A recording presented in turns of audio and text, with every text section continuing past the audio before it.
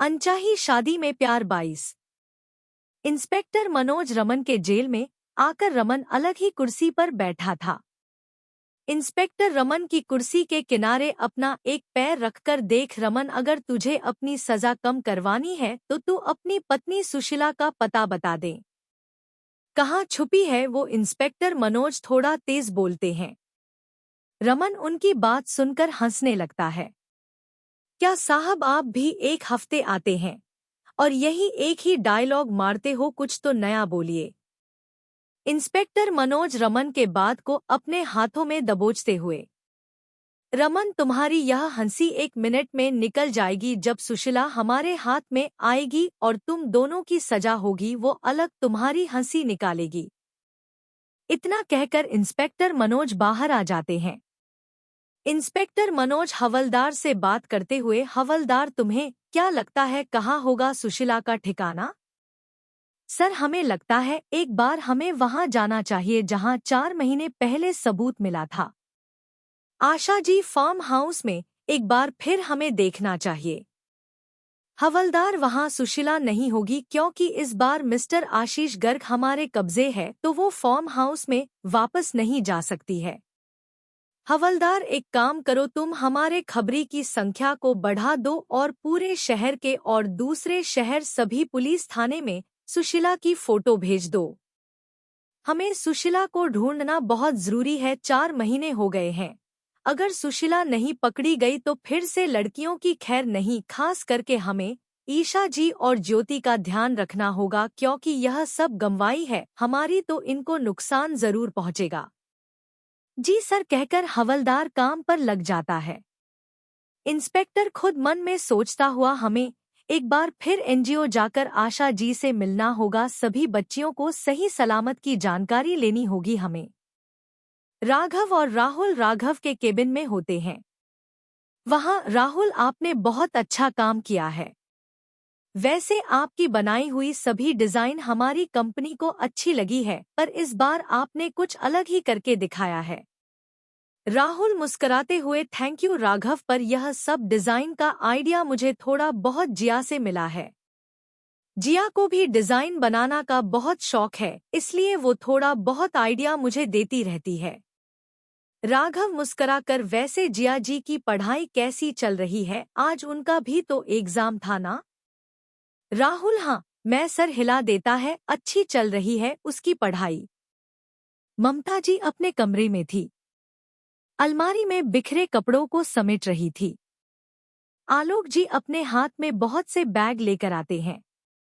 ममता जी उन्हें देखकर, अरे आप इतना क्या लाए हो? आलोक जी सभी बैग को बेड पर रखकर फिर ममता जी की तरफ आकर उन्हें बैठ पर बैठाते हैं। खुद बैठ के दूसरी साइड बैठकर सभी बैग से सामान निकालते हुए, यह देखो, हमें गोवा और मुंबई जाना है, उसके लिए तुम्हारे और मेरे लिए कपड़े। ममता जी कपड़ों को खोलकर देखती है। ममता जी के लिए शॉर्ट ड्रेस थी, कोई कैपरी और टी शर्ट थे। ममता जी यह देखकर शर्मा कर, यह क्या लाए हो आप? एक दामाद और एक बहू के सास ससुर है हम, और आप यह कैसे कपड़े लाए हो? ईशा का पेपर लिख रही थी। थोड़ा सी समय बचा था। ईशा का पेपर थोड़ा सा बचा था। आदित्य और जिया एक ही रूम में थे। आदित्य आगे की सीट पर था। आदित्य का पेपर है चुका था, वो पीछे मुड़कर जिया की तरफ देखता है। जिया अपना एक सर पर लगाकर उतरे मुंह से पेपर को देख रही थी। आदित्य जिया को ऐसे बैठे देख, इसे क्या हो गया? इसका पेपर तो हमेशा अच्छा ही गया है, फिर आज यह ऐसे क्यों बैठी है? राहुल, एमएन ग्रुप वालों का फोन आने पर तुम्हें होली के बाद उस कंपनी के लिए सूरत जाना होगा, क्योंकि यह प्रेजेंटेशन की तैयारी तुमने की है, तो इसलिए इसके बारे में तुम अच्छे से जानते हो। 2-3 बार मैं भी जाकर आ जाऊंगा, पर तुम्हें हर कदम पर सावधानी रखनी होगी, क्योंकि यह डिजाइन है अच्छी, पर इस पर काम करना थोड़ा मुश्किल होगा। राहुल, हाँ, मैं सर हिला देता है। हाँ राघव, मैं समझ गया, आप चिंता मत कीजिए, मैं सब संभाल लूंगा। अगर आप मुझे साथ देंगे तो मेरे लिए कोई काम मुश्किल नहीं है। अंजलि राघव के केबिन में आती है। सर नीचे किए अंदर आकर राघव और राहुल दोनों की नजर उस तरफ चली जाती है। राघव अंजलि को देखकर गुस्से के भाव आने लगते हैं। वो अपने चेहरा वहां से हटाकर दूसरी तरफ कर लेता है। Sir I am sorry, very very sorry sir, पता नहीं अचानक मुझे क्या हो गया था सर, प्लीज आप हमें नौकरी से मत निकालिए क्योंकि हमारी माँ बीमार है, हमारे अलावा कोई नहीं है, उनका हमें पैसों की जरूरत है सर प्लीज। अंजलि हाथ जोड़कर आंख में झूठे आंसू लाकर राघव के सामने खड़ी थी।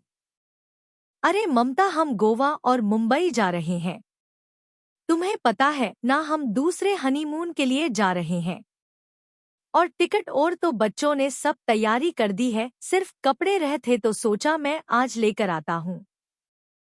ममता जी हनीमून का नाम सुनकर शर्मा जाती है। अगले भाग में कैसा लगा आज का भाग जरूर बताएं। धन्यवाद।